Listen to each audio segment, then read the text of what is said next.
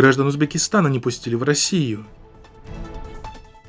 40% населения Таджикистана экономит на еде. Душанбе. 5 лет тюрьмы за благотворительность, 87 лет. Не могу туда пройти, узнавать, в чем дело, на каком основании они не пропускают. Десятки граждан Узбекистана трое суток провели по прилету в московский аэропорт Шереметьево, так и не попав на территорию России. На 4-е сутки ожидания они были отправлены домой. Об этом пишет радио Азади. Людям не объяснили, какой закон они нарушили. Все они приехали в Россию на лечение или к родственникам. Имели на руках все необходимые документы. Однако погранслужба без объяснения причин отобрала у них паспорта и не выпустила их из транзитной зоны аэропорта, несмотря на то, что среди узбекистанцев были и женщины с младенцами, и больные, которые ехали в Россию на лечение.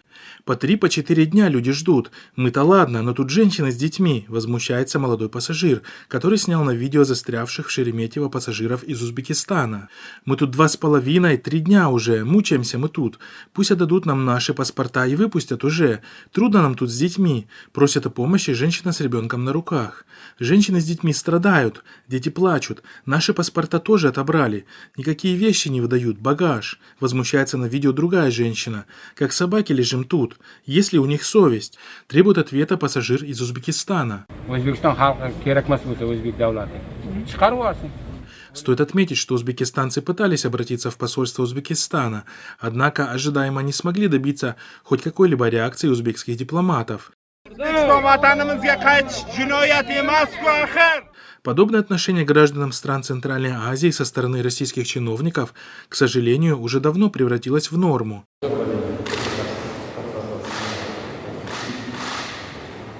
Эксперты считают, что полное отсутствие реакции со стороны марионеточных режимов стран региона – это главная причина такого пренебрежительного отношения к жителям Центральной Азии в России.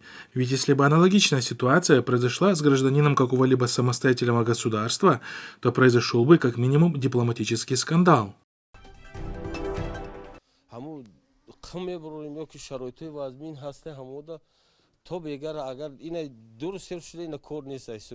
Пандемия коронавируса в Таджикистане ударила по всем жителям страны, но в особенности по трудовым мигрантам.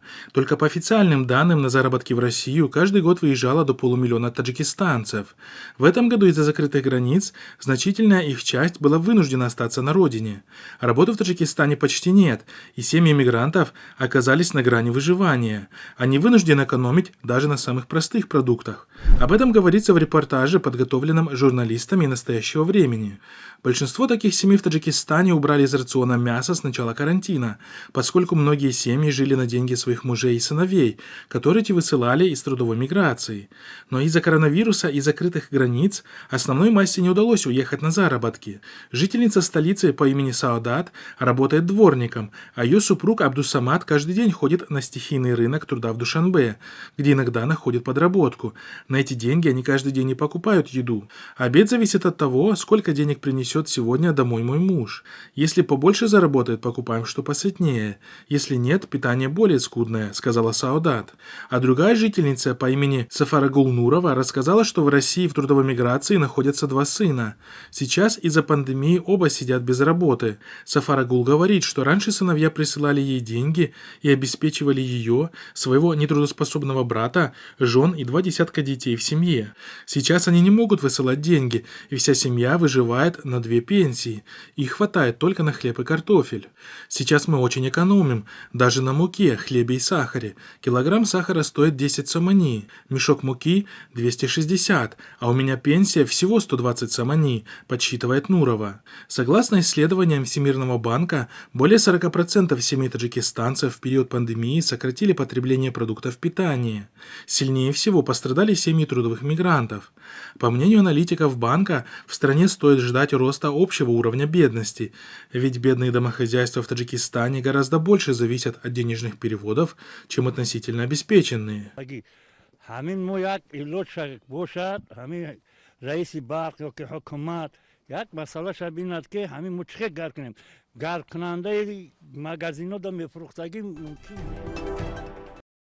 Суд столичного района Исмаили Самани приговорил 87-летнего местного жителя к 5 годам лишения свободы. Судебный процесс прошел за закрытыми дверями.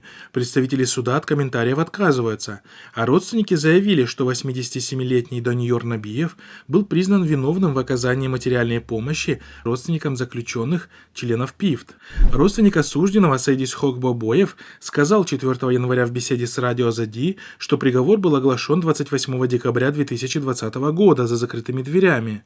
Источник в суде Исмаили Самани подтвердил сообщение о приговоре в отношении Набиева, но не дал подробностей ввиду того, что на дело был наложен гриф секретности. Экс-глава отдела ПИФТ по району Рудаки Махмади Тишаев сказал, что по имеющейся информации Даниор Набиев был задержан в сентябре прошлого года в своем доме в кишлаке Гулбутта, Джамуата, Чимтеппа.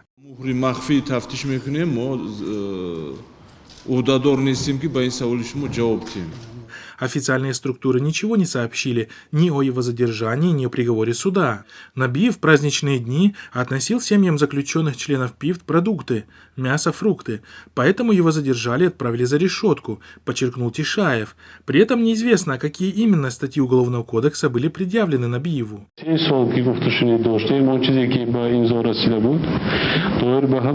Примечательно, что партия Исламского возрождения Таджикистана входила в состав объединенной таджикской оппозиции, и после подписания в 1997 году мирного соглашения между таджикским правительством во главе с Эмом Рахмоном и тогдашним председателем ОТО покойным Саид Абдулло Нури, представители ПИФТ в течение многих лет занимали высокие посты в правительстве и располагали депутатскими мандатами.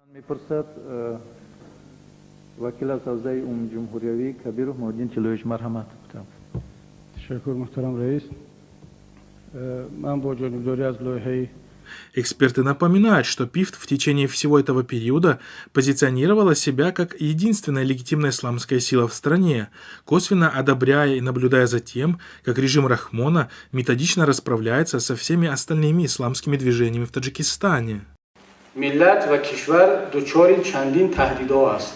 می‌خواهیم یا نمی‌خواهیم ما با این تهدیدها روبرو خواهیم شد. این دیگر نه از پرزیدنت وابستگی دارد، نه از حکومت، نه از نهضت، نه از کسی دیگر.